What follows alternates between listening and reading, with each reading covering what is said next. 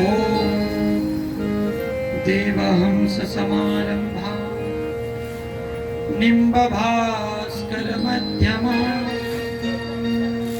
अस्मदाचार्य पर्यन्ता वन्दे गुरु परंपरा नित्यं शान्तं विमल सुखदं भूषणं दिव्यकान्तिं कृष्णं रामं हरिहर गुरुं यः सदा सस्मरन्ति धर्मे व्याप्तं गुरुपदरतं तारकं यो भवाब्धिं ध्येयं नित्यं चरणकमलं जगन्नाथं नमामि। बोल भक्तवत्सल भगवान की, शिव महापुराण की, जगत जननी दुर्गे माता की, आज की आनंद की, जय जय श्री राधे, हर हर हर महादेव, जय जय श्रीमन्नारायण।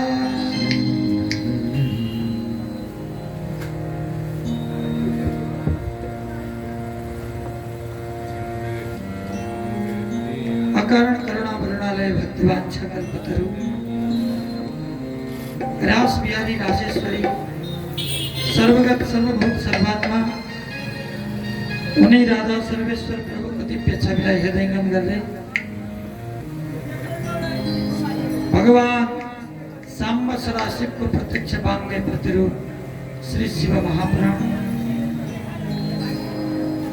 यह स्थान का अधिष्ठात्री देवता नदी नदहरू दृश्य दृश्य आध्यात्मिक शक्तिहरू समस्त देवी देवतालाई कोटि कोटि वंदन। यज्ञ में वर्णन हुने समस्त गुरुजन, संगीतकार मित्र, प्राविधिक मित्र, भक्तिमती माता, भावमय पिता सबैलाई एकमुष्ट राधे राधे।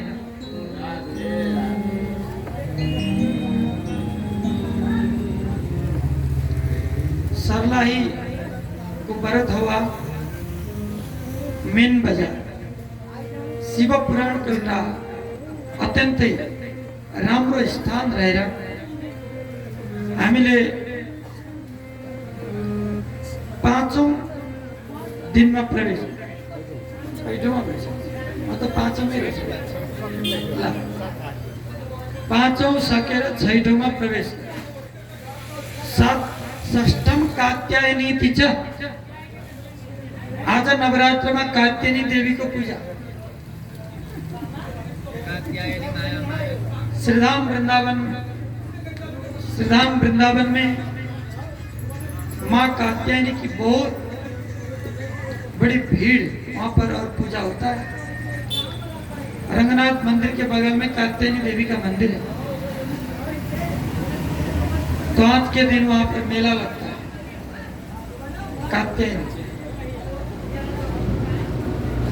कात्यायनी देवी गोपियों की अधिष्ठात्री देवी है।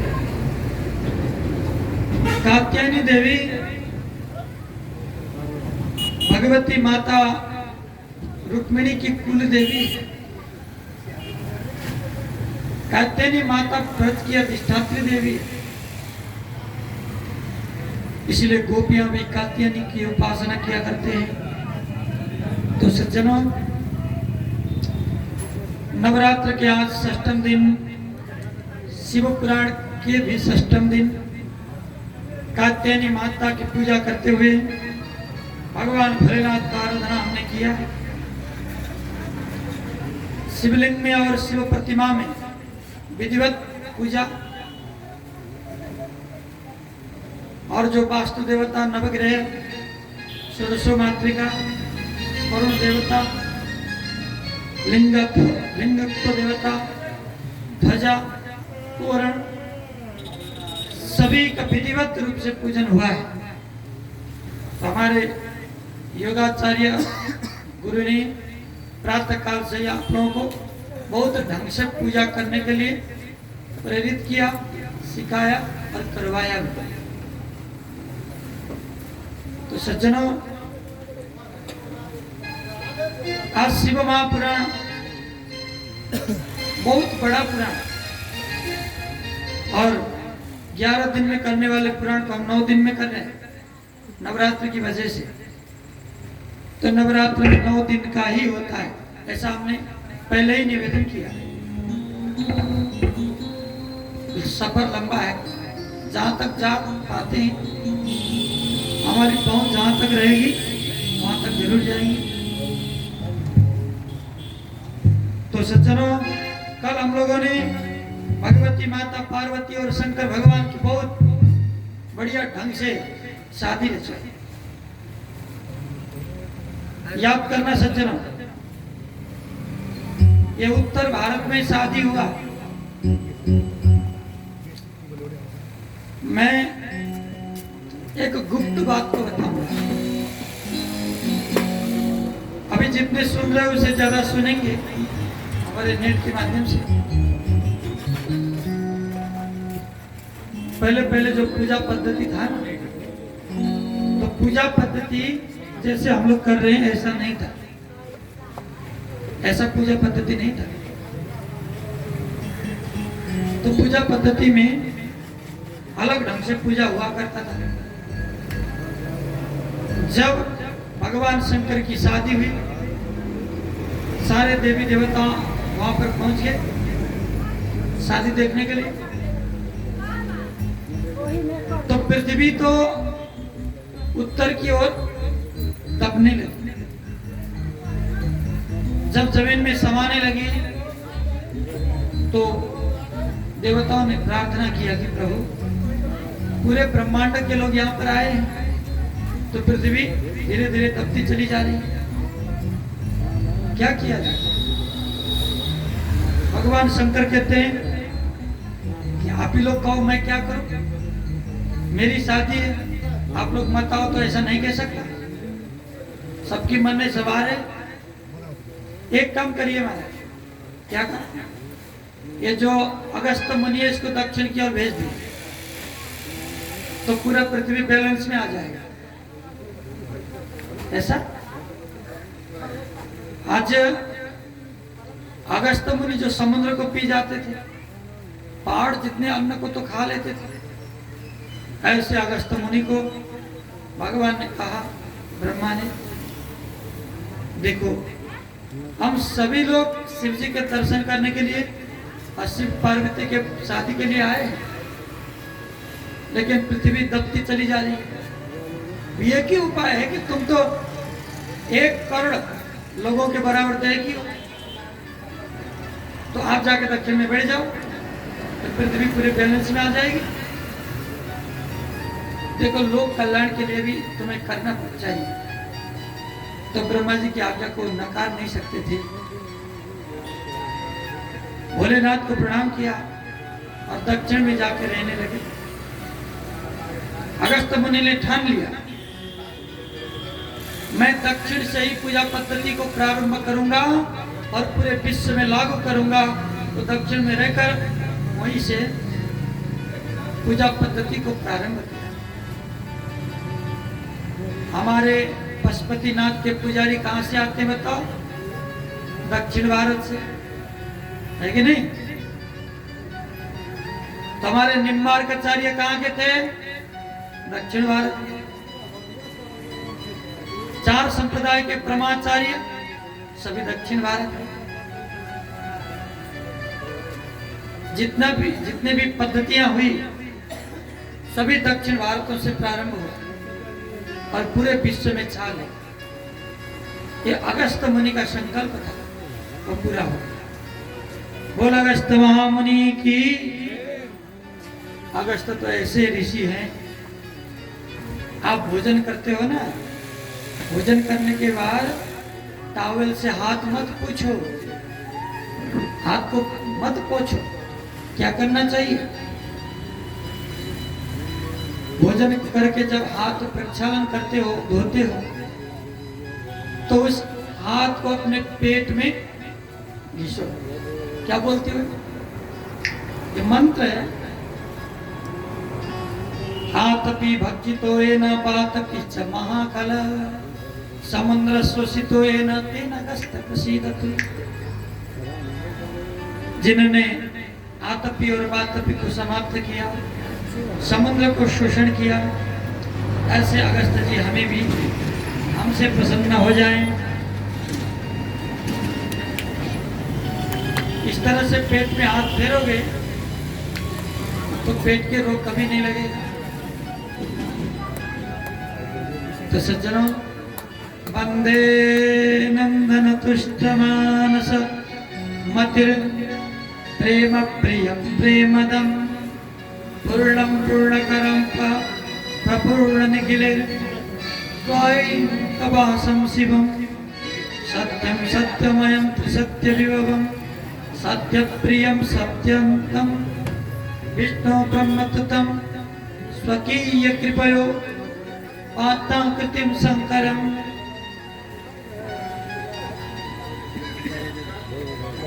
सभी भक्तों को आनंद देने वाले हे प्रेमास्पद, हे प्रेमियों के भी प्रेमी, पूर्ण ब्रह्म परमात्मा हे शिव,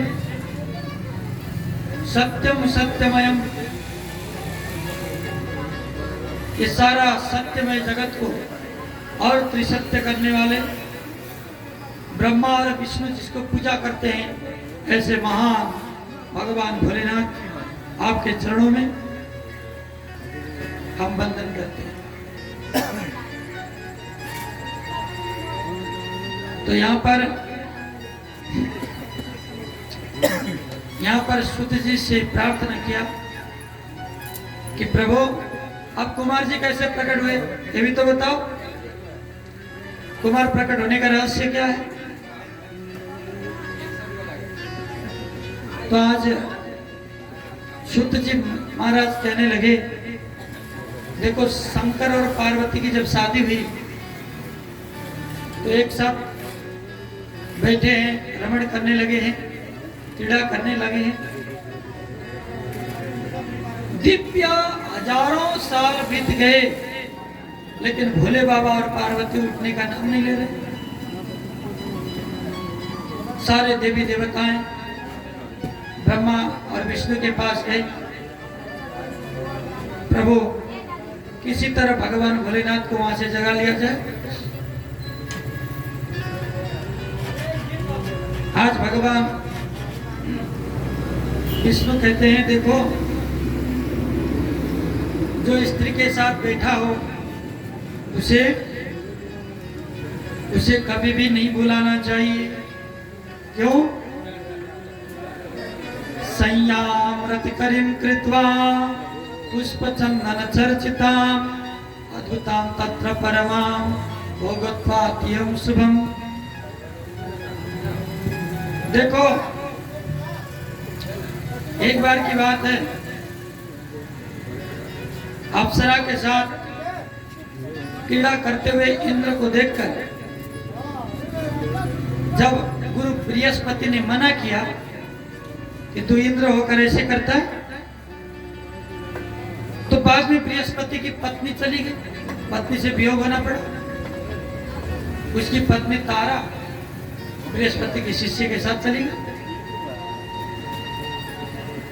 तो सज्जनों, इस तरह से कभी भी विक्षेप नहीं करना चाहिए। ऐसा कहते हुए भगवान नारायण वहां से चले गए। सभी देवता आपस में चिंतन करने लगे। चिंता नास्ति जगत धाता सर्वं भद्रं भविष्यति शरणं व्रजं देवेश शंकरस्य महाप्रभु। अरे नारायण, आप कहाँ चले गए? तो नारायण कहते हैं कि देवताओं, सारे चिंताओं को भगवान शिव समाप्त करेंगे, सभी लोग शंकर के भक्त बन जाओ। तो सभी देवता भगवान के भक्त बनने के लिए चले गए। लेकिन बात तो वही, रति क्रीड़ा में विक्षेप करने वाले दुर्वासा, वो भी खुद स्त्री से वियोग होना पड़ा। तो आज कौन ऐसा कर्म करेगा जो भगवान और पार्वती को अलग करे? कोई भी समर्थवान नहीं हुआ। कई हजार वर्ष बीत गए, अत सर्वे मया देवा हरेश्च शरणम ययो। अब क्या करें क्या ना करें, सब देवता एक जगह बैठकर मीटिंग करने लगे। तदग्र्यारम्भन्तरे सम्भवं किं करोति महेश्वर न जानी रमानाथ व्यतिर्भाव समान। हे रमानाथ, हे विष्णु, कुछ तो करें, कुछ तो करिए, नहीं तो नहीं हो पाएगा, कुछ न कुछ करना पड़ेगा। तो सारे देवता आज जाकर यदि संवस्तुवान संभो बहुधा सुमैर्मया, यदि हम लोग सब लोग कैलाश में जाकर स्तुति करने लगेंगे, सभी लोग चिल्ला चिल्ला के भगवान को बुलाने लगेंगे, तो जरूर भगवान बाहर निकलेंगे और हमारा काम आसान हो जाएगा। तो जितने भी देवी देवता हैं भगवान विष्णु के साथ, ब्रह्मा के साथ, सभी लोग वहां चलेंगे। तो जाकर जोर जोर से चिल्लाने लगे, भगवान सांब शिव सदा शिव की भजन कीर्तन गाते हुए पुकारने लगे। जी बोल बाबा विश्वनाथ की जय हो। देवताओं का डेरा जमा है कैलाश के आगे, आंदोलन कर रहे हैं, लेकिन भगवान शिव के भजन गाकर सब लोग नाच रहे हैं, भगवान को जगा रहे हैं। अंतर्यामी भोले बाबा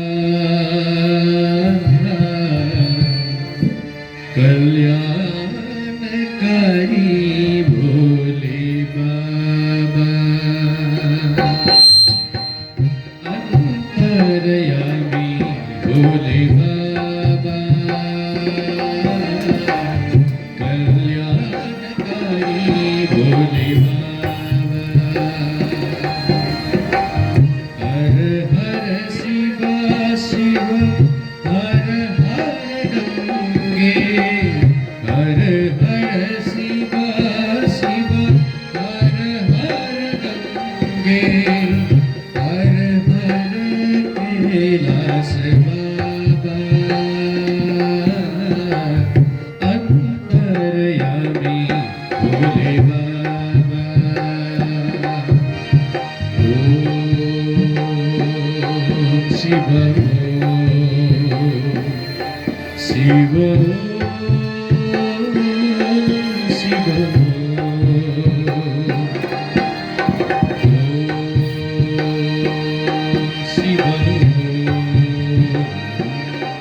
शिव शिव। जय राधे। सभी लोग भगवान भोलेनाथ की आराधना करने लगे। तो सभी लोगों ने भोले की जय जयकार करी, प्रभु त्राहिमाम त्राहिमाम त्राहिमाम करने लगे। तो भगवान भोलेनाथ ने सोचा, ये क्यों चिल्ला रहे हैं सारे देवता, क्यों चिल्ला रहे? तो तत्क्षण वहां से बाहर निकल गए। जैसे ही बाहर निकले देवता, पूरे देवता वहां पर खड़े थे, तो भगवान शंकर का तेज निकल गया। अग्निदेव तुरंत कबूतर बन के उस तेज को ग्रहण कर लिया। पार्वती माता बहुत क्रोधित हो गई।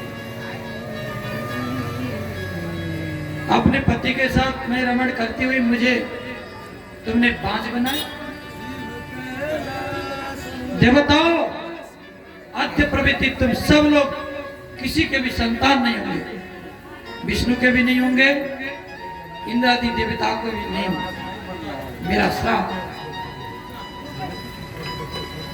तो देवताओं का किसी का भी संतान नहीं होगा, माता पार्वती की श्राप है। तो सज्जनों, भगवान शंकर कहने लगे, मेरा तेज कहाँ गया? सारे देवता देखो, जितने भी देवता हैं अग्नि के माध्यम से ही भोजन ग्रहण करते हैं। आप देवता को देना चाहते हो तो अग्नि में डालना चाहिए, जैसे साकल वगैरह अग्नि में डालते हो तो देवताओं के पास पहुंच जाता है। तो आज अग्नि ने उस तेज को, वीर्य को ग्रहण करने पर 33 कोटि देवता सभी गर्भवान बन गए। सबके सब गर्भवान बन गए।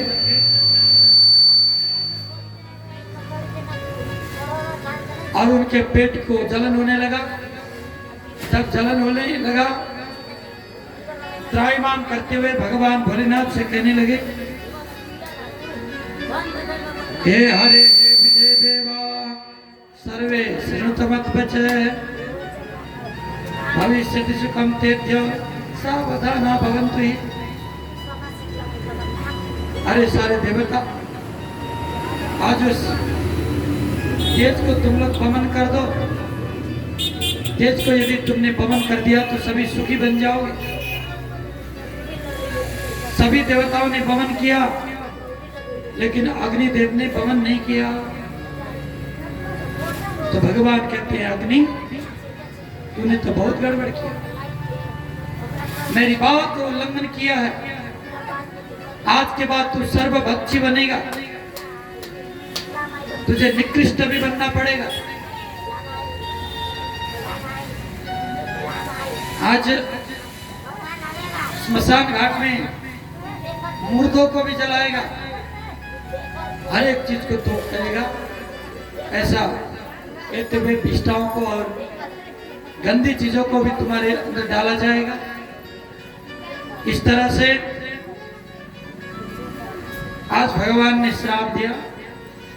लेकिन अग्निदेव प्रार्थना करने लगे, प्रभु मुझे स्वस्थ कैसे होगा, किसी स्त्री को तेज दे दो और तुम्हें शांति मिलेगी। कस्याचित् सुस्त्रियो योनि मद्रे तस्य च यत्नता भविष्यति सुखम तम हि निर्दहात्म विशेषता। कहा दे इस तेज को, बहुत जलने लगे हो, जलते जलते हो गंगा जी में कूद गए। जब अग्निदेव गंगा जी में कूद कर उस रेत को छोड़ दिया तो गंगा भी असह्य हो गई। तो रेत को धारण करने के लिए, और बहुत बड़ी हो गई गंगा, और सरखंड के पेड़ों में पौधों में उस रेत को छोड़ दिया। वहां से आग जलने लगा। दिव्य कनक प्रभ एक बच्चे का जो है जन्म हुआ। लेकिन वहां पर सप्त ऋषि के पत्नियां माघ के महीने स्नान करने के लिए आई थी गंगा में। तो जलती हुई आग को उन्होंने ताप लिया, और जो आग से निकला जो बच्चा, उसको अपना बना लिया। तो सज्जनों, इस तरह से वो बच्चा, मैं इसको दुग्ध पान कराऊंगी, मैं इसको दुग्ध पान कराऊंगी, इस तरह से सप्त ऋषियों की 6 पत्नियां वहां थी। एक पत्नी तो वहां से चली गई, दूसरों ने जलाया हुआ आग को तापना नहीं चाहिए ऐसा कहते हुए एक तो चली गई थी, और 6 बच्चे थे। 6 सप्तऋषि की पत्नियों ने उस आग को तापा है। तो आज उनके पुत्र हो गए वो। तो सज्जनों, सब लोग दुग्ध पान कराना चाहते थे, तो बालक का 6 सिर बन गए और 6 माताओं का दुग्ध पान किया। इसीलिए सड़ानन कुमार कार्तिकेय हो गए। बोल कार्तिकेय भगवान की। अब तो सज्जनों, तस्मिन् अवसरे ताता विश्वामित्र प्रतापवान प्रेरितो विदना तत्र गच्छन् पितरो यदृच्छया। आज कृतिकाओं ने उन्हें अपने लोक ले गए और उस बच्चे को धीरे धीरे बड़ा किया। इधर भगवान शंकर के पास विश्वामित्र ऋषि आए और कहने लगे कि प्रभु आपका बेटा कहाँ है? भगवान शंकर कहते मेरा बेटा कहाँ हुआ? अरे प्रभु आपका बेटा तो अभी बड़ा हो जाना चाहिए, मेरी ज्योतिष शास्त्र तो ऐसे ही कहती। तो शंकर जी कहते हैं शिवेक्षया महाज्ञानी कस्मंतात मिहागत। अरे मेरा बेटा कहाँ है, आप ही बता दो। आपका बेटा सड़मुख होकर विचर रहा है, वो तो किरकिटियों के पास, सप्तऋषियों के पत्नी के पास खेल रहा है, वो आप ही का बेटा है प्रभु। शंकर कहते हैं संभव कैसे? आपके शक्ति को, आपके रेत को आज कबूतर बनकर उस अग्नि ने ले गया और अग्नि के माध्यम से आज वो पैदा हुआ है। भगवान क्रोधित हो गए। भूमो निपतितम वीर्यम नोदरे ममते विभो पुत्रयातम च तत्तदेव केन देवेन निन्दताम्। पार्वती माता भी कहने लगी सच्ची बात है, आपका जो तेज है, वीर्य है, वो अमोघ होता है प्रभु, लेकिन भूमि में पतित हुआ उस तेज को किसने ले गया, कहां पर है, उसकी खोजी हमें करना चाहिए। शंकर जी बहुत क्रोधित हो गए और देवताओं को पुकारा जोर से, अरे देवताओं तुरंत उपस्थित हो।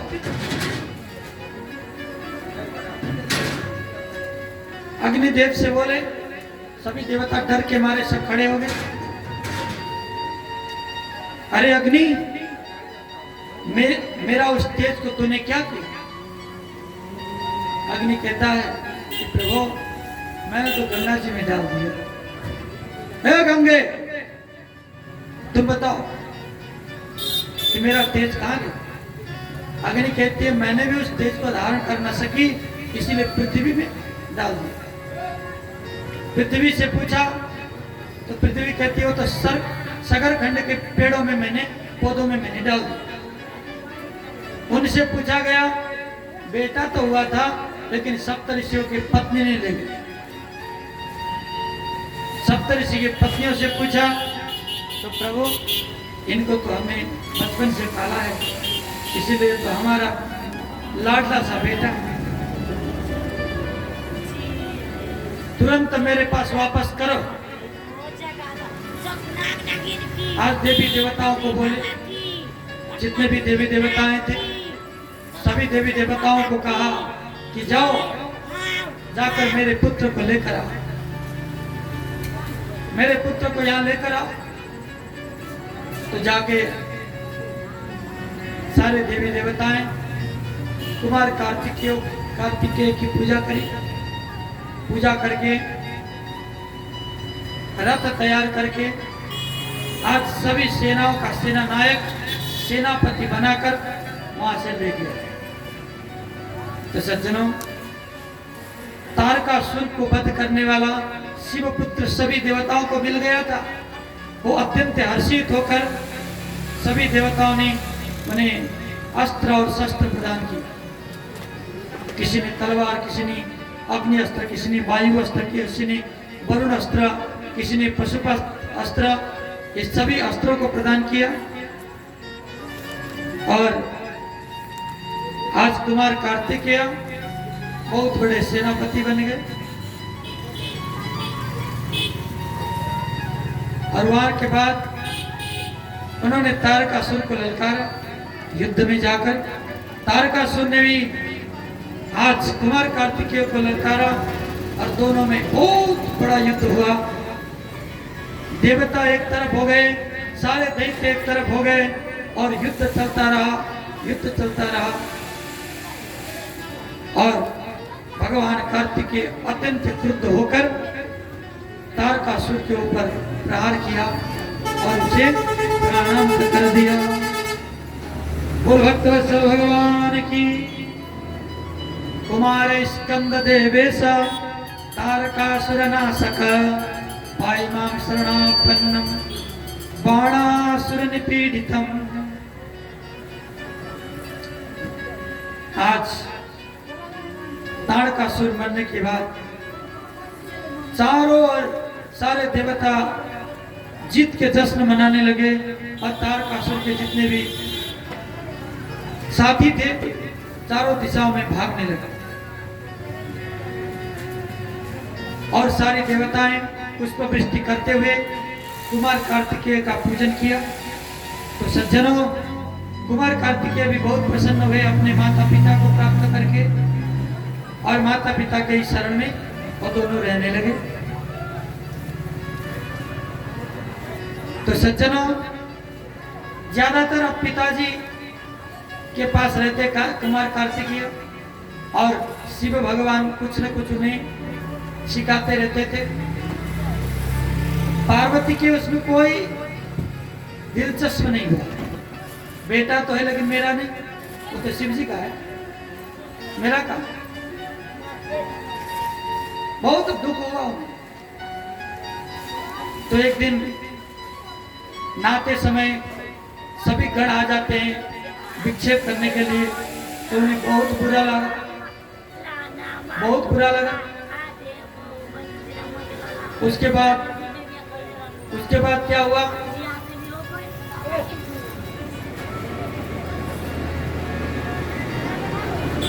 पार्वती माता ने अपने शरीर के शक्ति को एकत्र किया और भगवान से प्रार्थना करके उसको पुत्र रूप में परिणत होने के लिए शक्ति प्रदान करी और वहां से एक कनक पुत्र प्राप्ति हुआ। वो तो पार्वती का था, उसका नाम रखा गणेश। बोल गणेश जी महाराज की। भाद्र महीना और भाद्र शुक्ल चतुर्दशी, जिसमें मंगल चौथी का दिन पड़ा था, उसी दिन गंगा गणेश जी का प्रादुर्भाव हुआ। तो सज्जनों, जब गणेश जी छोटे ही थे तो पार्वती मैया से कहने लगे कि माँ, मैं अब क्या करूं आपकी सेवा में। आज गणेश जी को कहने लगी पार्वती, तुम दरवाजे पे बैठो, कोई भी अंदर आने के लिए आते हो तो उसे आने मत देना, क्योंकि मैं ना रही हूं, तुम दरवाजे में बैठो। अब शिवगण आए, गणेश ने रोक दी, खबरदार अंदर मत जाओ। अरे तू छोटे सा बच्चा है, हमें रोकने वाला तू कौन है? मैं परिचय देना मुनासिब नहीं समझता। मैं इस गेट का मालिक हूं, मुझे माता ने नियुक्त किया, मैं तुम्हें अंदर जाने नहीं दूंगा। धक्का मुक्की करने लगे, एक मुसल से देव मारा गणेश ने, तो शिव के गण धराशायी हो। कोई भी गण आ जाता, सब धराशायी होकर लौटता और अंदर किसी को भी जाने को नहीं मिला। तो आज सभी गणों ने जाकर भगवान भोलेनाथ से कहा कि प्रभु, एक छोटा सा बच्चा बैठा है, वो माँ का दूध कहता है लेकिन अंदर जाने नहीं देता। भगवान भोलेनाथ पार्वती से मिलने के लिए जब अंदर जाने लगे तो उस बच्चे ने रोक लिया। तो कहने लगे, कोशित तुम कुताय आता किम तुम फिर शशि। अरे बच्चे, तुम कौन हो, कहां से आए हो? मैं कहां से आया का मतलब क्या? मैं मां का पुत्र हूं, मैं इसी घर का मालिक हूं, वारिस हूं। रे रे परगस्पस्तम हितस्यामि चयो कुतः। अरे द्वारपाल, तुम निकल जाओ, निकल कर हमें अंदर जाने दो, मत रोको। हमें रोकने का परिणाम जानते हो? आज वो गणेश कहते हैं कि बाबा जी जिस रास्ते से आए हो उसी रास्ते से लौट जाओ, नहीं तो लेने का देना पड़ जाएगा। मैं मेरी मां की आज्ञा का उल्लंघन नहीं कर सकता। भगवान कहते हैं मेरे ही घर में मुझे रोक रहा है। अरे मूर्ख, तू तो सजाए का योग्य है। तो वो बालक कहता है मेरे भी हाथ में दही जम के थोड़ी बैठा, मैं भी हथियार चला सकता हूं। दिखाओ बड़े बाबा तुम्हारे अंदर क्या शक्ति है, और मैं दिखाऊंगा मेरे अंदर क्या शक्ति है। पहले तो मजाक में लिए भगवान ने, बाद में वास्तविक युद्ध हुआ। तो उस युद्ध में शिव के गण सभी धाराशायी हो गए। ऐसे मारा गणपति।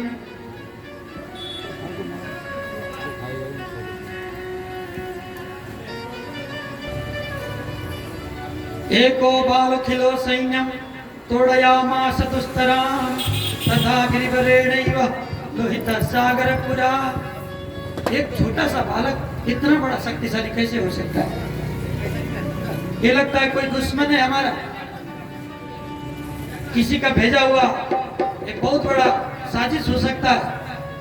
भगवान भोलेनाथ ने बाल हत्या लगे तो लगे, लेकिन मैं इसे नहीं छोड़ूंगा। इसीलिए त्रिशूल निकाली, सर्वशक्तिमान त्रिशूल जब बालक के ऊपर छोड़ दिया तो बालक का सिर कलम हो गया। माँ माँ कहते हुए आज वो बालक गणेश मरे, सिर अलग और धड़ अलग हो गया। तो सज्जनों, सदर्शगतम शंभो शूलहस्तम।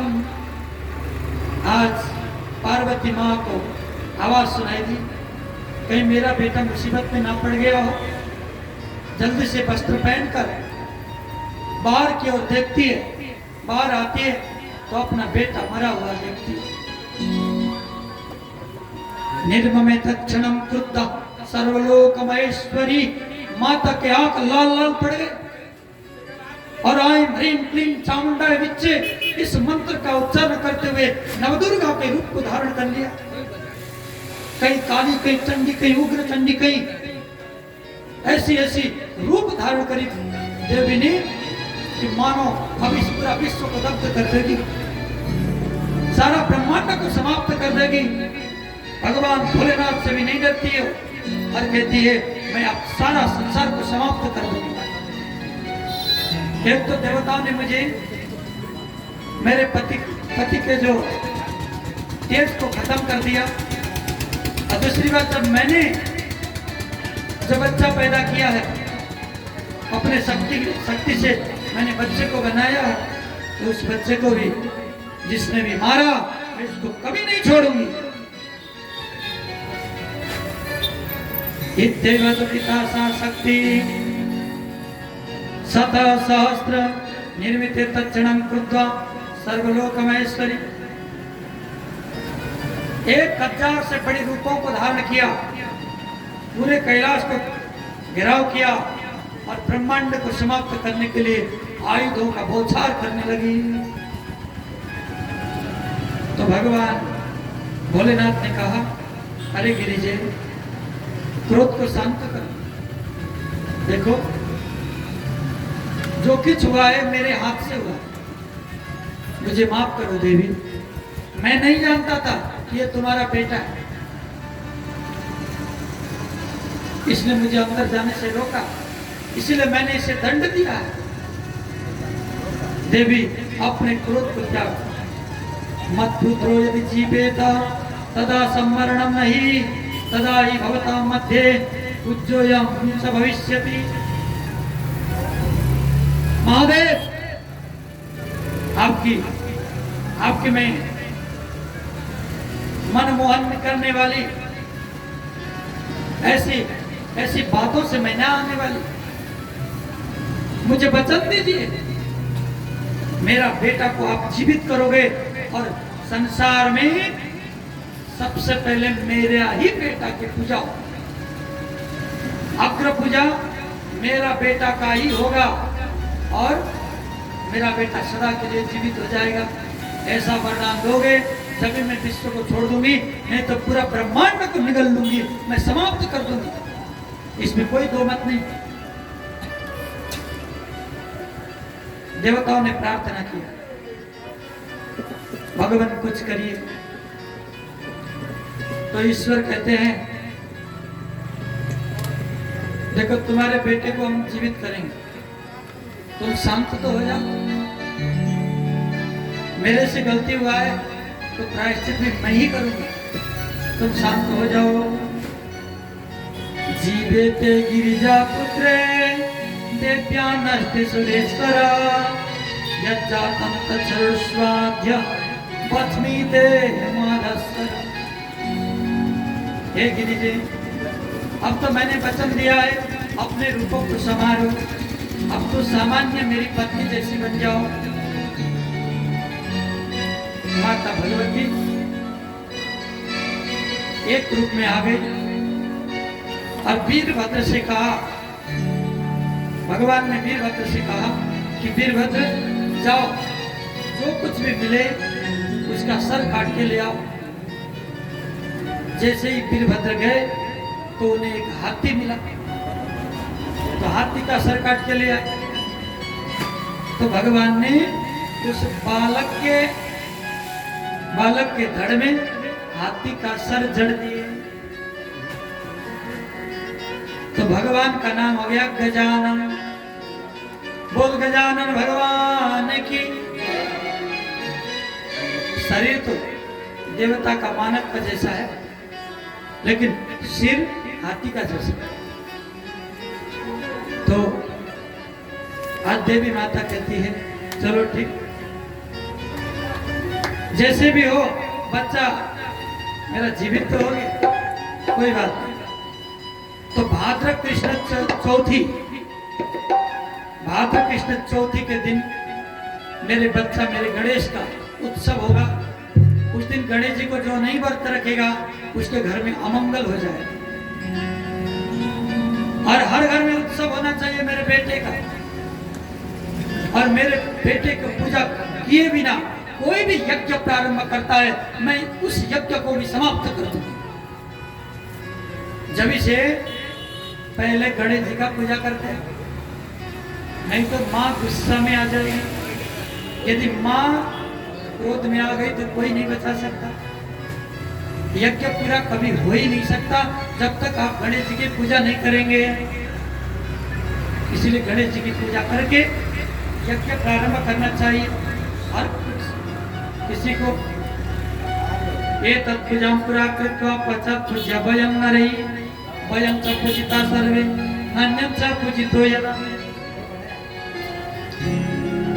तो भगवान कहते हैं कि देवी मैं भी कोई पूजा करूं घर में तो पक्की बात है मैं भी तुम्हारे बेटे को पहले पूजा करूंगा, फिर और यज्ञ करूंगा। तो सज्जनों, एक गणेश जो गणों का नायक बोलकर जो शैवी है शिव जी की पूजा किया करते थे, वैष्णव भगवान विष्णु को पूजा किया करते थे। लेकिन जिस दिन गणेश पैदा हो गए और पार्वती ने वरदान मांगा, उसी दिन से गणेश बोलकर पार्वती के बेटों का पूजा होने लगा। उससे पहले भी गणेश का पूजा होता था, लेकिन वो गणेश नहीं, भगवान ही गणेश होते थे। लेकिन इस घटना के बाद गणेश जी का पूजा होता है। तो सज्जनों, गणेश जी यदि प्रसन्न हो गए तो मान लो आपके घर में 33 कोटि देवताएं वास करने लगेंगे। यदि गणेश प्रसन्न नहीं हुए और देवताओं को जितने भी प्रसन्न करो कोई भी प्रसन्न नहीं होंगे। आप घर में रोज गणेश जी का पूजा करो नहीं, आप जैसे पूरब की ओर मोड़ा करके बैठते हो तो दक्षिण की ओर गणेश जी को रखो पूजा स्थल में। जैसे ही पूजा करने बैठते हो अपने हाथ के दाईं और गणेश होना ही चाहिए। जैसे अपने दाएं हाथ जिधर पड़ता है भगवान के तरफ आप मुड़ते हो, अपना दाएं हाथ जहां पड़ता है वहां गणेश जी को रखो, यानी कि मंदिर के बाएं और गणेश जी को रखना चाहिए।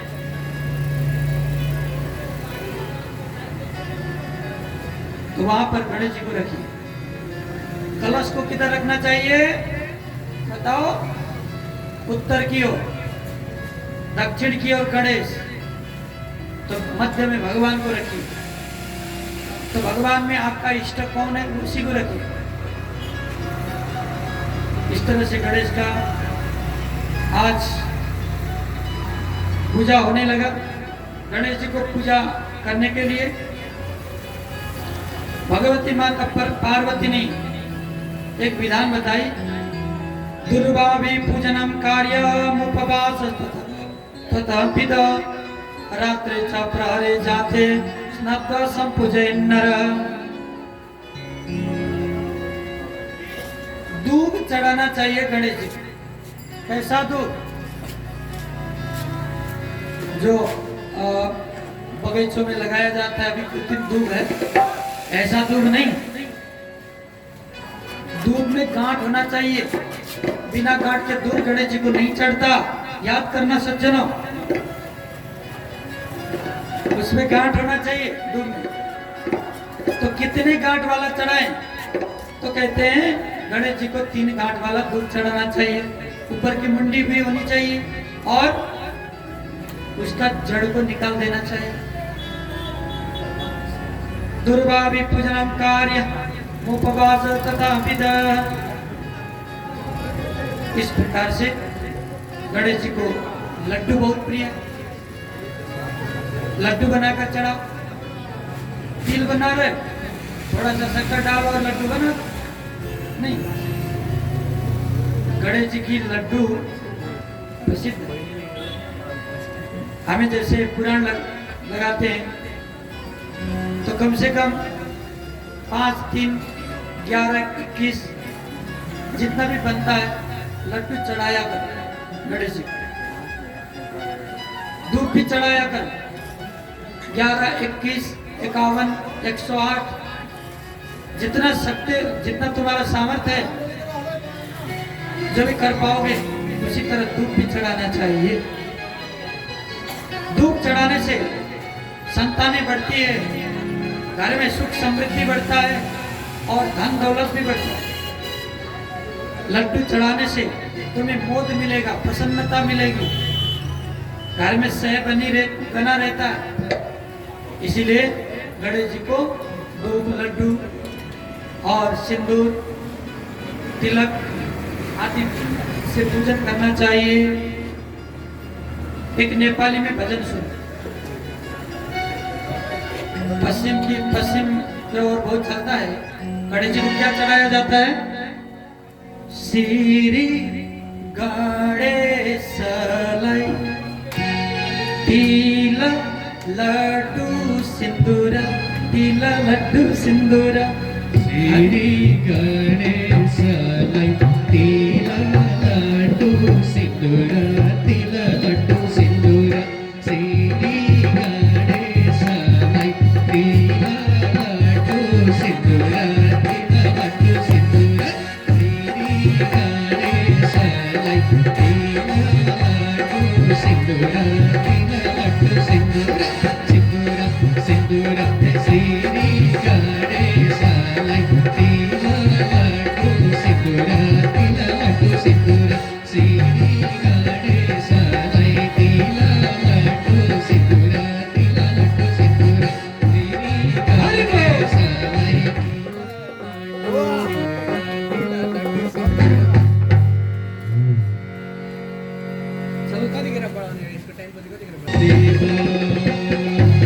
गौरी गणेश भगवान की जय।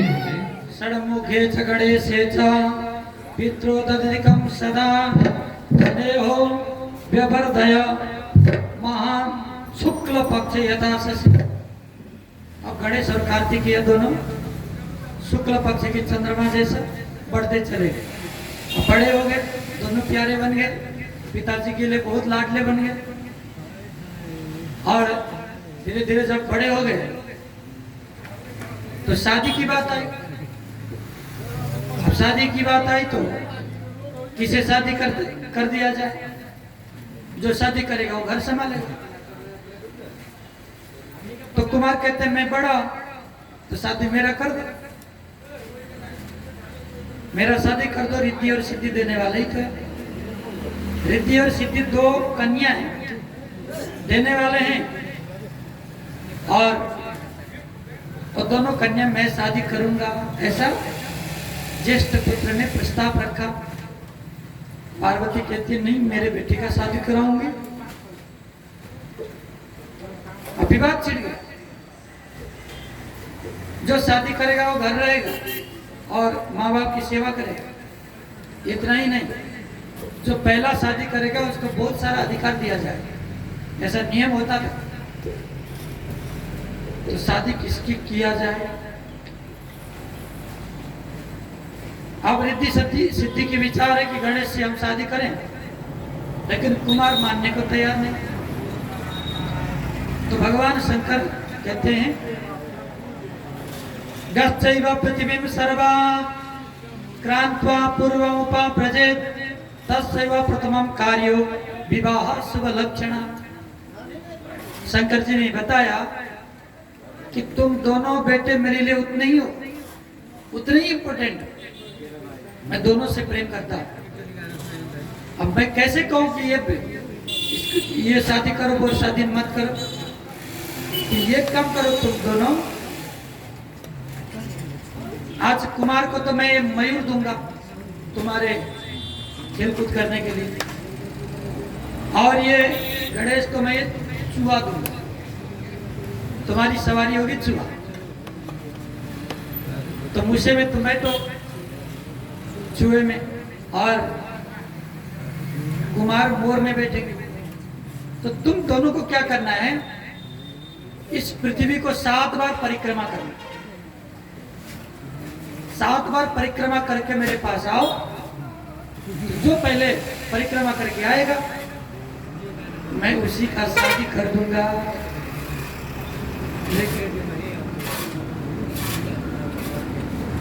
तयोरेवं वचः श्रुत्वा सरजन्म महाबल जगाम मंदिरास्तूर्णं पृथ्वी क्रमणाय वै। हमें बहुत सारों ने कथा सुना होगा कि गणेश जी पहले घूम के आए और उनका प्रथम पूजा हुआ। ऐसा नहीं, शिव पुराण में ऐसा नहीं लिखा। वो तो पार्वती की मर्जी से उनका प्रथम पूजा हुआ। हमने पहले ही कथा सुन ली। तो शादी की बात है, किसकी पहले शादी हो? तो कुमार जी तो अपने मोर में बैठे और उड़ के चले पृथ्वी को परिक्रमा करने के लिए। अब गणेश जी सोचने लगे, सर भी इतना बड़ा है, नाक पता नहीं कितना बड़ा है, वक्रतुंड महाकाय। ये मंत्र क्या कहता है? वक्रतुंड, तुंड मतलब ये नाक, वक्र है, टेढ़ा है, लंबा है। वक्रतुंड महाकाय, महाकाय मतलब शरीर बहुत बड़ा है, मोटा है, महाकाय। कोटि सूर्य समप्रभा, लेकिन उनके शरीरों में करोड़ों सूर्य के समान तेज आ रहा है। निर्विघ्नं कुरु मे देव सर्व कार्येषु सर्वदा। तो सज्जनों, फिर वो चूहे में बैठकर कैसे परिक्रमा करेंगे पृथ्वी का? अरे पूरा कुमार 7 परिक्रमा कर लेंगे, वो तो आधा भी परिक्रमा नहीं होगा। तो गणेश जी ने बहुत बड़ा बुद्धि लगाया, चूहे में बैठे माँ के पास गए, पार्वती के पास। माँ, वो मातर वो पितोर रूपो प्राज्ञों युगम मतो धर्मता श्रेताम सम्यक वचनम मम सम्मतो। माँ के पास गए, माँ माँ, अरे क्या हुआ गणेश, अभी तक गया नहीं? अरे तुझे शादी नहीं करना है? तू तो यहीं बैठा है। नहीं माँ, कुछ देर के लिए बाहर आओ ना। अरे क्या कहता है? नहीं नहीं, आप पिताजी के साथ बैठो ना थोड़ी देर। अरे तेरे को भी पता नहीं क्या क्या सोचता रहता है। मैं घर के कामों में लगी हूँ और तू पिताजी के पास बैठाने में जुटा है। क्या क्या मतलब है पिताजी के पास बैठने में? नहीं माँ, मेरे लिए इतना तो कर सकती हो। मैं क्या तेरा प्यारा बेटा नहीं हूँ? हाँ भाई, तू प्यारा ही बेटा है, मेरा एक ही तो बेटा है। कुमार को भी बेटा ही है, लेकिन वो थोड़ा सा मेरे से पैदा नहीं हुआ, इसीलिए वो मुझे थोड़ा अलग सा बेटा लगता है। लेकिन तू तो अपना बेटा है। तो आज माँ ने भी मानना पड़ा और गणेश जी ने प्रार्थना करने पर माता पार्वती शंकर के बगल में बैठ गई। चूहे में बैठकर आज 7 परिक्रमा किया माँ और पिता को, माँ बाप की 7 परिक्रमा किया। और गणेश कहने लगे, भवतो पूजनम कृत्वा शिवा शंकरयोरहं सबुद्ध्या हि समुद्रांत पृथ्वी की परिक्रमा। पिताजी, अब आप बताइए, मैंने 7 समुद्र वाला पृथ्वी को परिक्रमा किया कि नहीं? शंकर भगवान अवाक रह गए। पितृ पूजनम कृत्वा, माता पिता की पूजन करी, परिक्रमा किया। सारी देवताओं को कहते हैं, ऋषि महर्षियों को कहते हैं कि आप ही लोग बताओ, मैंने 7 समुद्र वाला पृथ्वी को परिक्रमा किया कि नहीं? तो देवताओं ने कहा, सर्वतीर्थमयी माता, सर्वतीर्थमय सर्वदेवमय पिता, मातरम पितरम यस्मात् सर्वयत्नेन पूजय। माँ के शरीर में सारा पृथ्वी, सारा धरा और सारे तीर्थ आकर बैठते हैं। पिताजी के शरीर में सारा देवी देवता आकर बैठते हैं। पूरा ब्रह्मांड, सारा संसार ही माँ और पिता है। माँ और पिता का जो स्थान है ना सज्जन, वो तो बहुत ऊंचा है। वेद भी कहता है, मातृदेवो भव पितृदेवो भव। माँ और पिता ये तो दोनों देवता के भी देवता है। तो सज्जनों, माँ पिता की पूजा ही सारे देवों का पूजा है। तो पूजा का मतलब क्या? आजकल तो फैशन आ गया क्या? माता तीर्थ औँसीको दिन चाहिँ आमालाई मिठो मिठो खाना दिने, फोटा खिचाउने, फेसबुकमा हाल्ने है। अनि कुशी औँसीको दिन पिताजीलाई लड्डु लिएर जाने। अरू बेला चाहिँ खाए खा नखाए कुन्नी के हुने, वास्तै नगर्ने, न फोन गर्ने, न बुवासँग गएर एकछिन बस्ने, आमासँग यसो कुरा सोध्ने होइन। त्यहाँ औँसीको बेला तो फादर्स डे, मदर डे के चक्कर में पड़े हुए आजकल के संतानों को क्या पता माँ बाप की अहमियत क्या होता है, माँ बाप की महिमा क्या होता है। तो सज्जनों, आज गणेश जी ने बताया माँ और पिता का महत्व क्या है।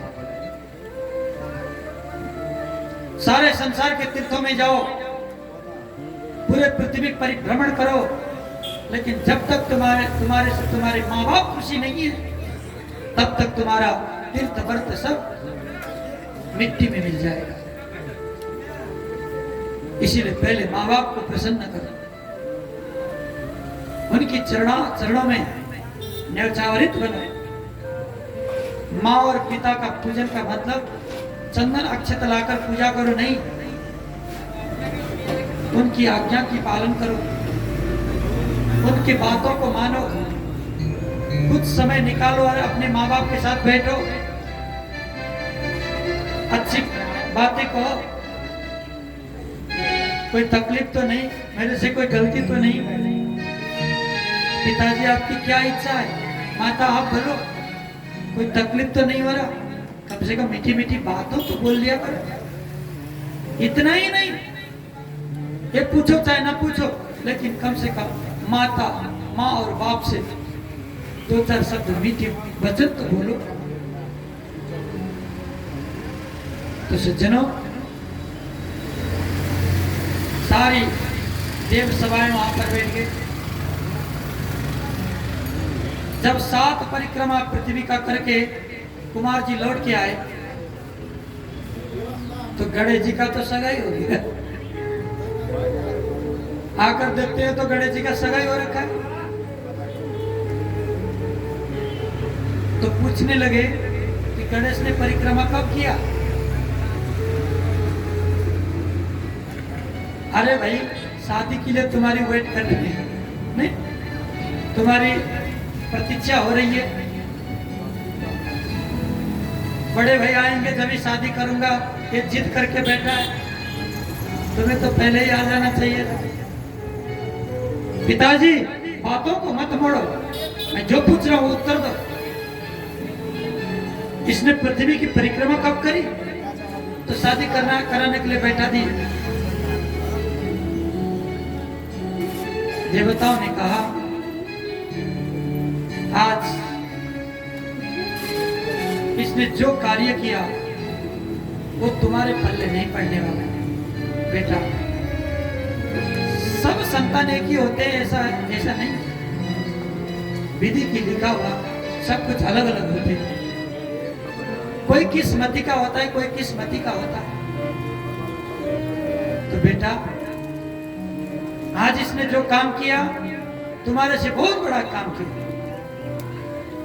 फिर पूछते हैं कि इसने क्या किया वैसा? देवताओं ने बोला, अपने माता पिता की परिक्रमा किया इसने। तो मेरे को पहले ही बोल दिए होते, मैं परिक्रमा कर लेता। अब मेरे को तो घुमा दिया, पूरा ब्रह्मांड में चक्कर कटवा दिया और शादी कर दी उसकी। अपमान है। आज मुझे आप लोगों ने अपना नहीं माना, मुझे खेद है। ऐसी घर में मैं कैसे बैठूंगा? कुमार ने तुरंत उस क्रिया को त्याग दिया और गृह को त्याग कर जगाम पर्वतम क्रोंचम पितृभ्यम पावितोऽपि सन्। वहां से कुछ दूर एक पर्वत है, उसका नाम है क्रोंच पर्वत। उस क्रोंच पर्वत में जाकर कुमार जी बैठ गए, रूठ कर बैठे, मैं शादी भी नहीं करूंगा और कैलाश में मुड़कर नहीं देखूंगा, आऊंगा ही नहीं, जो कुछ करना है गणेश जी को करो। तुम्हारा छोटा बेटा प्यारा है ना, जो कुछ देना है उसी को दो, मुझे कुछ नहीं चाहिए। क्रोंच पर्वत पर जाकर बैठ गए। तो सज्जनों, भगवान भोलेनाथ ने कहा कि बेटा ऐसा मत करो, घर मत त्यागो, तुम मत जाओ, इसी घर में रहो। लेकिन बेटा कहता है, यद्देव कपटम प्रीतिर महापापाय कृतम मयि। तुम कपटी हो, कपट पूर्वक प्रेम किया मुझसे, छल करके मुझे पृथ्वी परिभ्रमण करने भेज दिया और भाई की शादी कर दी। मुझे बुरा लगा, मैं यहाँ पर रहूंगा। पूर्णमासी दिने तत्र पार्वती गच्छति ध्रुवम अमावास्यदिने शंभो स्वयं गच्छति तत्र।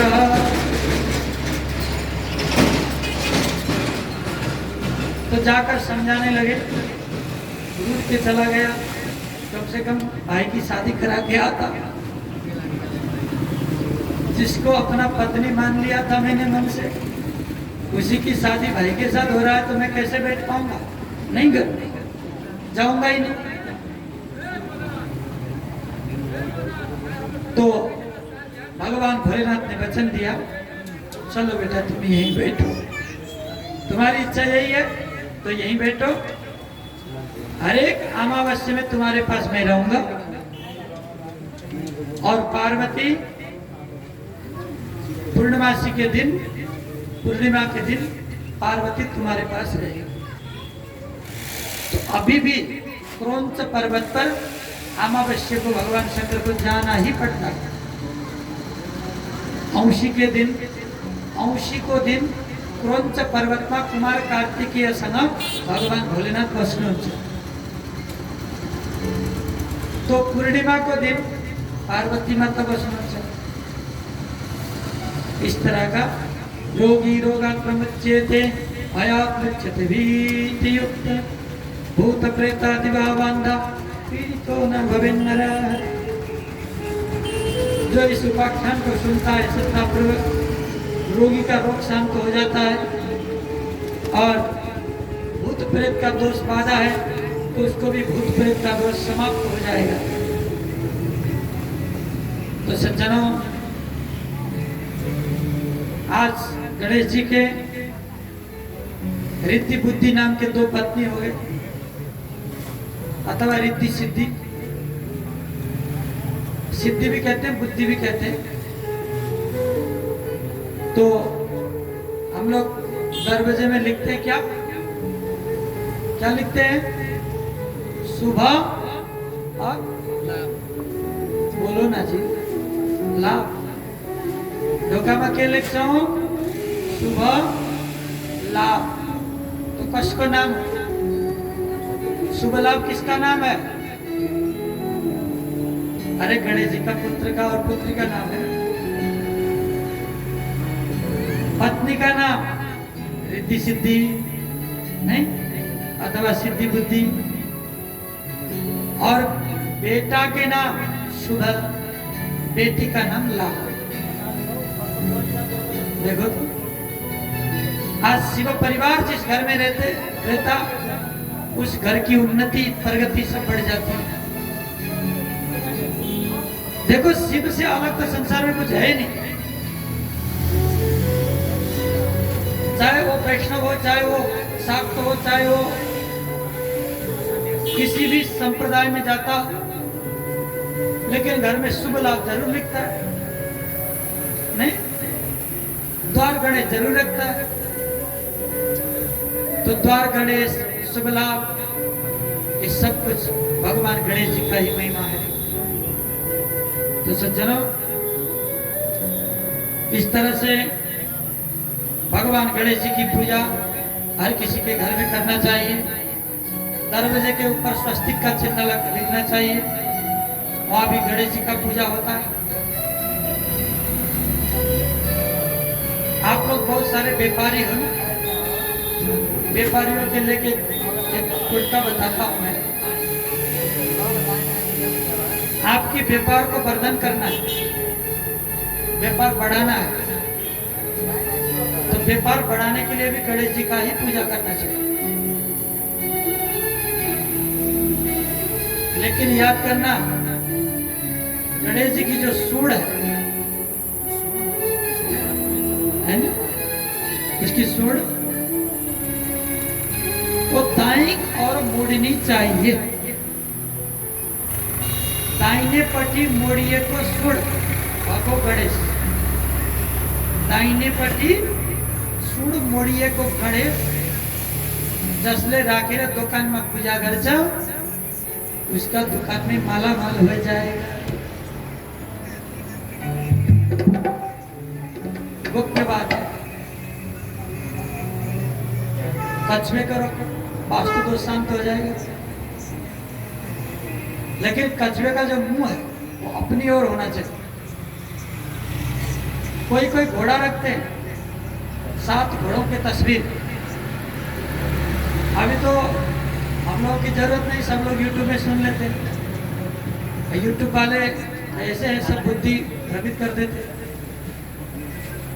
आपने 7 घोड़ों का पिक्चर ग्राहकों की देखने की जगह पर रख दी तो ग्राहक सब भाग जाएंगे। रखना नहीं चाहिए। तो कहाँ रखना चाहिए? हर वक्त आपकी दृष्टि जहां पड़ती हो वहां रखो। जो व्यापारी बैठा है व्यापार करने के लिए, उसकी दृष्टि पड़नी चाहिए घोड़ों पर, न कि अपने ग्राहक तो घोड़े की तरफ आते हैं। इसलिए ये सब बातों को हमें जानना चाहिए। तो सज्जनों, इस तरह गणेश भगवान की प्राथमिकता हुई और कुमार कार्तिकेय का पूजन हुआ। और कुमार कार्तिकेय को सभी लोग पूजन करते हैं, उसको षडानन कहते हैं। 6 मुंह होते उनका। आज भी शिव परिवारों में से कार्तिकेय का पूजन और गणेश का पूजन दोनों बराबर है। जो भक्ति भाव से कार्तिकेय का पूजन करता है उसे भगवान शंकर जी का कृपा फल प्राप्ति होता है। तो सज्जनों, कार्तिकेय का पूजन करना चाहिए। और कीर्तिमुख अलग बात है, कार्तिकेय और कीर्तिमुख अलग बात है। बोल भक्तवत्सल भगवान की, गोविंद भगवान की जय। कार्तिक के ही नाम में एक सुमधुर शिव भजन श्रवण करें। जय।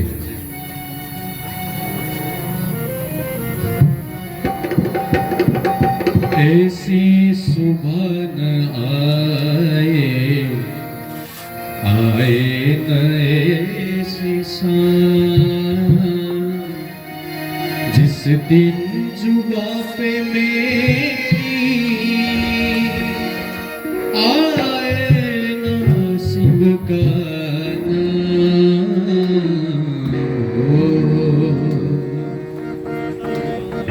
ऐसी सुबह न आए न ऐसी शाम, ऐसी सुबह न आए न ऐसी शाम, जिस दिन जुबा पे मेरी, जिस दिन जुबा पे मेरी आए ना शिव का नाम।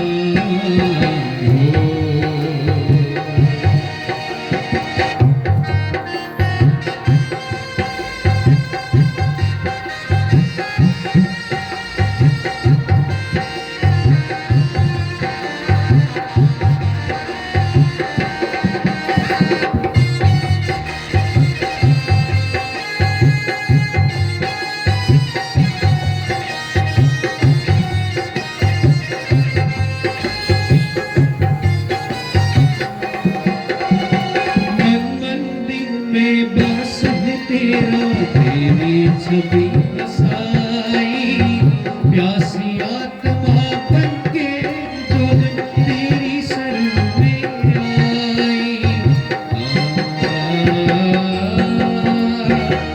मंदिर में वास है तेरा, तेरी छवि बसाई, प्यासी आत्मा बनके जो तेरी शरण में आई।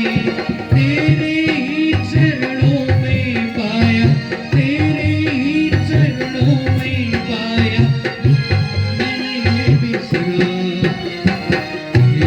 सुबह न आए न ऐसी शाम, जिस दिन जुबा पे मेरी आए न शिव का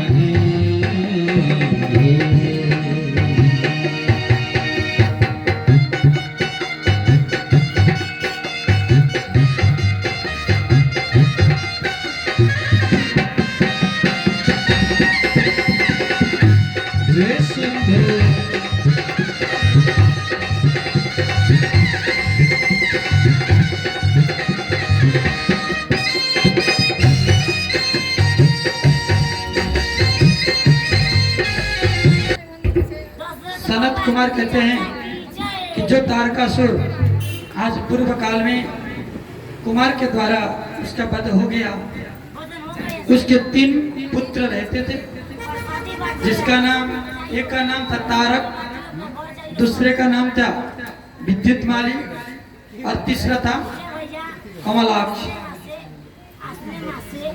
तीन पुत्र थे। तो ये तीनों पुत्र इन्होंने सोचा हमें पिताजी का बदला लेना चाहिए, तो राक्षस कुलों का हमें कुछ न कुछ करना चाहिए। तो अपने गुरु से आज्ञा लेकर शिव शक्ति का आराधना करते हुए उन्होंने ब्रह्मा जी की तपस्या करी। कई हजार वर्षों तक कभी एक पैर में खड़े होकर तपस्या करते थे, ओम ब्रह्मणे नमः। कभी पानी खाकर तो कभी पानी भी त्याग कर तपस्या किया करते थे। ऐसे तपस्या करते करते वर्षाणां शतकं चैव पदमेकं निधाय च। तो ऐसा उनका कई हजार वर्ष जब बीत गया, भगवान ब्रह्मा प्रसन्न हो गए। प्रसन्नोऽस्मि महादैत्य युष्माकं तपसा मुने, सर्वदास्यामि युष्माकं परं भूत यदीप्सितम्। मैं प्रसन्न हूं। अरे दैत्यो, तुम्हारी मन की अभिलाषा क्या है, हमें बताओ, मैं तुम्हारी मन की अभिलाषा को पूरी करूंगा। तो सज्जनों, ये राक्षस कहने लगे कि प्रभु हम अजर अमर बन जाएं, हमें कोई भी मार न सके, ऐसा वरदान दीजिए प्रभु।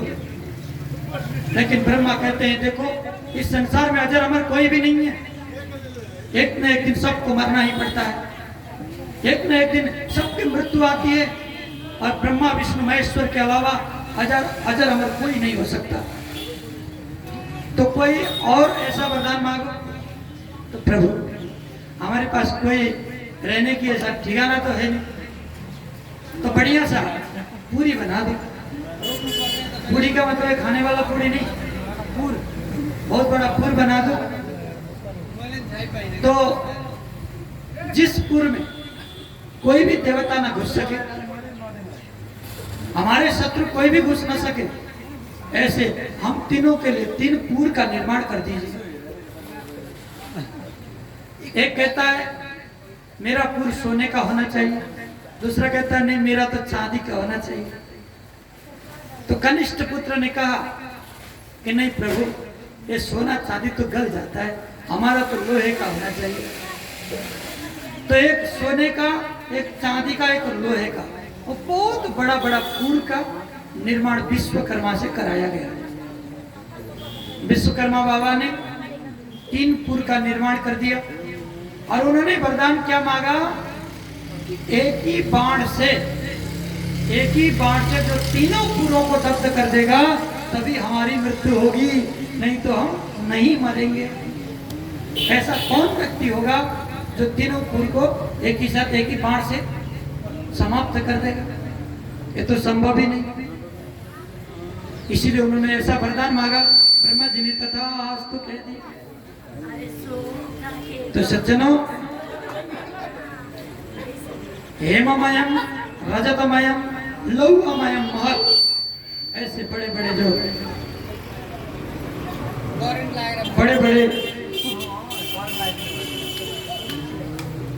जो बने हैं,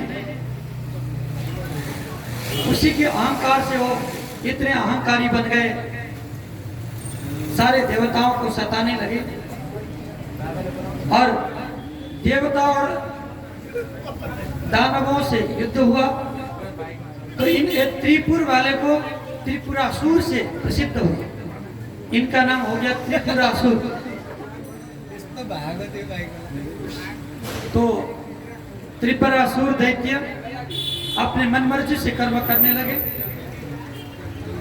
घाते त्रिपुराथेना सतारः सुधेनहि, सर्वे प्रापिता नूनम मथेना त्रिवम तसः।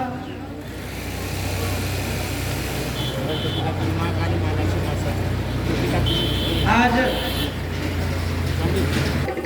त्रिपुर की दान करने के लिए आज प्रेरणा किया। सभी देवताओं ने भगवान से कहा कि प्रभु अब कैसे उसका समन होगा? ब्रह्मा ने कहा ये तो मुश्किल है, क्योंकि मैंने वरदान ही ऐसा दिया है, 3 पुर का एक ही साथ समाप्त नहीं हो सकता, इसलिए इनकी भी समाप्ति बड़ी मुश्किल है। तो सभी देवता भगवान शंकर के पास गए। नमो हिरण्यगर्भाय सर्व सृष्टि विधायिने नमस्ते कृते तुभ्यम विष्णवे प्रभ विष्णवे। भगवान विष्णु की प्रसन्नता करके ब्रह्मा विष्णु देवता सब मिलकर शंकर जी के पास गए और शंकर जी से अयम में त्रिपुराध्यक्ष प्रभु, त्रिपुर का दान करना चाहिए कि आपके अलावा कोई भी संभव नहीं। सभी देवताओं ने कहा। तो आज भोलेनाथ ने कहा कि मेरे भक्तों की रक्षा के लिए मैं कुछ भी करने को तैयार। चलो रथ तैयार करो। एक बहुत बड़ा रथ तैयार किया गया जिसमें लाखों करोड़ों आयुध हथियारे रखे थे और ऐसा अद्भुत रथ को सजाया गया, देवता भी देखते रह गए। भूत प्रेत और असमूह बेताल सब कुछ, सब लोग युद्ध के लिए तैयार हो गए और युद्ध के लिए तैयार हो गए त्रिपुरासुर के दान के लिए। और भगवान भोलेनाथ हाथ में त्रिशूल पिनाक लेकर आगे बढ़े। आज भगवान भोलेनाथ ने ललकारा कि रे त्रिपुरासुरों, तुम्हारे पूर्वजों ने मेरा आराधना किया, तपस्या किया, मैं तुम्हें कुछ नहीं करूंगा। देवताओं को भय उत्पन्न करना छोड़ दो और अपना कार्य करो। देखो संसार में जो भी दुख पाया है ना, तो दूसरों के लिए जो अनहोनी सोचता है, कसरीची अर्कालाई होचो देखाऊं, कसरीची अर्कालाई सताऊं, कसरीची अर्कालाई नराम्रो गरिदिउँ, त्यो भन्ने जो सोच्छ त्यसैको चाहिँ नराम्रो हुन्छ, याद गर्नु। तो इसलिए आज भगवान ने समझाया त्रिपुरासुर को कि तुम लोग समझ जाओ, लेकिन वो समझते नहीं। बाद में शंकर जी को पता चला ये तो घर के अंदर शिवलिंग रखे सभी पुर में। अरे तीनों पुर में बाबा जी बड़े बड़े शिवलिंग रखे हैं और वहां तो पूजा करते हैं। त्रिपुरासुर ने कहा कि प्रभु हम आपसे अलग कहाँ हैं, हमारे पूर्वज नहीं, जो हमारे पूर्वजों ने सिखाया है उस चीज को हमने कभी नहीं भूला। तो हम तो आपको घर में रखे हैं, हम तो पूजा करते हैं। तो भगवान तुरंत रथ छोड़कर वापस चले आए। ये तो मेरे भक्त हैं, अपने भक्तों को मैं कैसे मार सकता हूँ? ये तो विधि विरुद्ध का कर्म है, इसीलिए मैं नहीं मार सकता। त्रिपुरासुर तो और तगड़े बन गए। अब तो विष्णु भी नहीं मार सकते, ब्रह्मा भी नहीं मार सकते, ये तो अमर हो गए। भगवान मारेंगे नहीं शंकर जी, क्योंकि उनके भक्त रहे। तो देवताओं ने एक बहुत बड़ी मीटिंग रखी और मीटिंग में क्या बात करें, तो कहते हैं अब इनको शिव भक्त से विमुख कराना होगा। तो क्या किया इन्होंने? एक जैन नाम का पुरुष को प्रकट किया, जिसने मुंह में पट्टी बांध रखा था, सफेद वस्त्र पहना था, बालों को नोच लिया था और वो कहता है शून्यम सा ऐबड़े हूँ ऐसा करता हुआ वो चलने लगा। यहीं से जैन धर्म प्रारंभ, जो भगवान का विरुद्ध है, सनातन के विरुद्ध है, वेद विरुद्ध कर्म है ये जैन कर्म। जैन को क्यों प्रकट करना पड़ा? ताकि उस त्रिपुरासुर को मारने के लिए, त्रिपुरासुर को समाप्त करने के लिए। तो वो जैन मुनि गए और कहने लगे देखो तुम लोग तो शिव जी की पूजा करते हो, तुम्हें क्या कहें। मार्जनी ध्रियमाणच्च वस्त्रखंड विनिर्मितम। तो जैन ने क्या किया, एक झाड़ू लेकर रास्ते में साफ कर रहे, मुंह में पट्टी बांध रखा। तो त्रिपुर से वो मिले, तो त्रिपुर से मिलकर कहते हैं कि देखो, छोटी से छोटी जीप भी रास्ते में मिले तो उन्हें निकाल देना चाहिए, उसकी हत्या की दोष लगता है। रात को भोजन नहीं करना चाहिए, पानी नहीं पीना चाहिए, ऐसा बहुत बहुत उटपटांग सा नियम बताया। जो भगवान चराचर के मालिक है, तुम उसको क्या खिलाओ। भगवान ने खाया हुआ तुमने देखा है? ऐसे उल्टी बुद्धि पढ़ाकर उसकी बुद्धि भ्रमित कर दो। ऐसे लोग बहुत सारे मिल जाएंगे तुम्हें। अपने धर्म देखो, हमारे धर्म से ही सब कोई क्रिश्चियन बन रहा है, कोई क्या बन रहा है। लेकिन कैसे बेवकूफ हो गए हम लोग, अपने धर्मों के बारे में पता ही नहीं। आता तो ये विडंबना भन्नु पर्छ हाम्रो समाजको। अमेरिका पुगेर साथीहरूले फोन गर्छन्, गुरु हाम्रा वेद त 4वटा हुँदो रहेछन् त भन्छ। हेर त मूर्ख। जुन देशमा वेद पैदा भयो, जिस देश में वेद की उत्पत्ति हुई, जिस देश ने हमें अष्टादश पुराण दिया, जिस देश का संस्कार और संस्कृति आज संसार में पूजा जाता है, गंडक का शिला सालग्राम, लेकिन उसी देश के लोग विदेशों में जाकर अपने संस्कृति को ढूंढ रहे हैं, लेकिन अपने देश में संस्कृति को तिलांजलि देकर विदेशी धर्मों में जा रहे हैं। बहुत खेद की बात है। तो सज्जनों,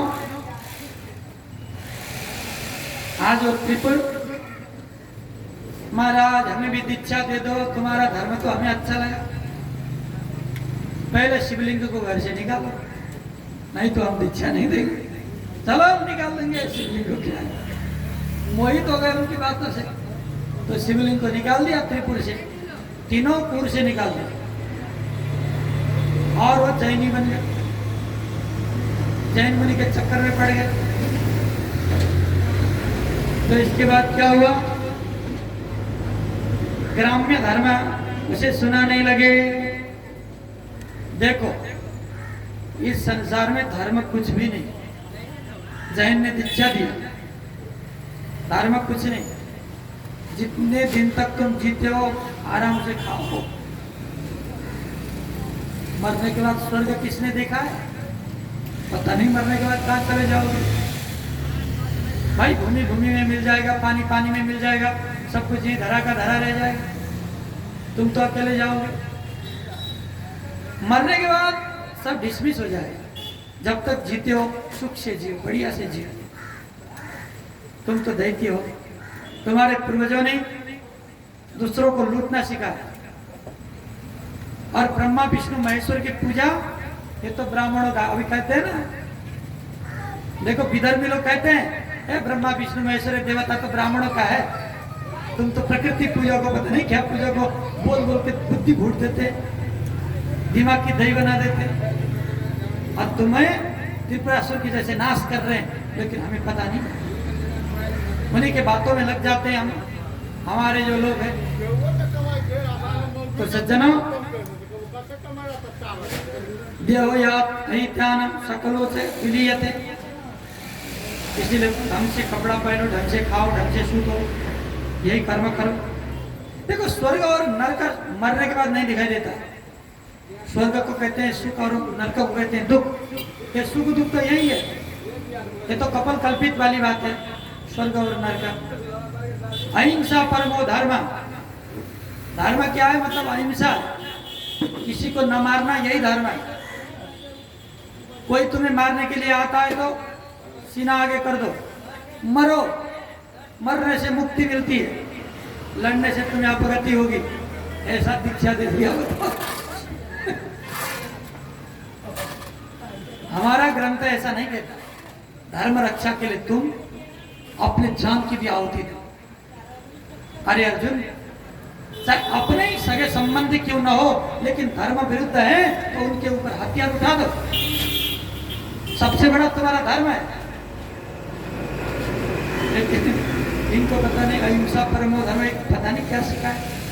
तो त्रिपुर ने हथियार को डाल दिया, शिव जी को बाहर निकाल दिया।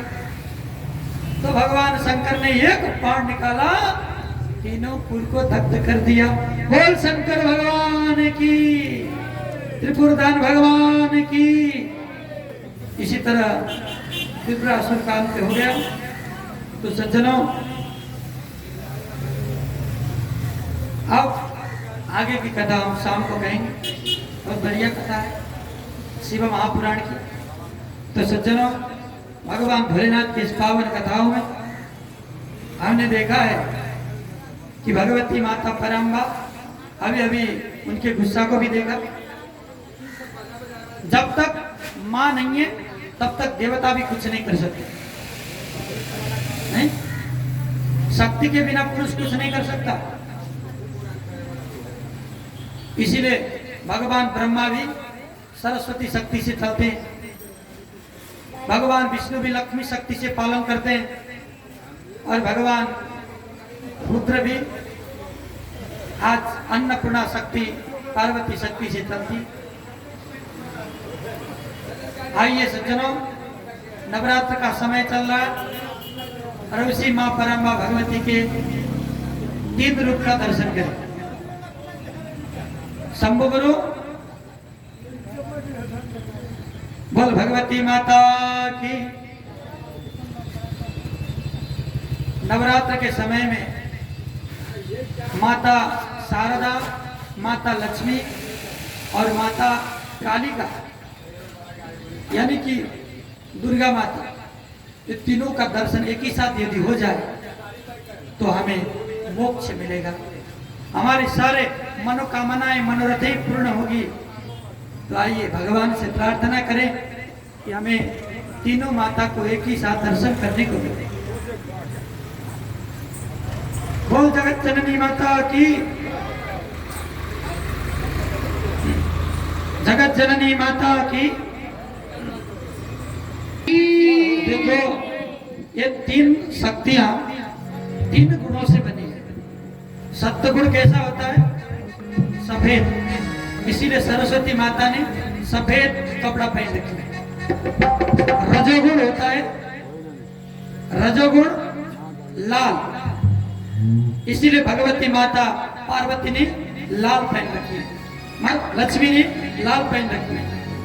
ये रजोगुण का प्रतीक है लाल और तमोगुण का प्रतीक है काला, इसीलिए महाकाली ने काली वस्त्र पहन रखा है। इसलिए सत्व रज तम 3 गुणों से माता परम्बा ने 3 रूप लिया और इस संसार को सृष्टि स्थिति प्रलय करने के लिए हमें सब कुछ प्रदान किया। ऐसे 3 माताओं को हम पूजा करेंगे, दर्शन करेंगे। आइए इस भजन के साथ। जय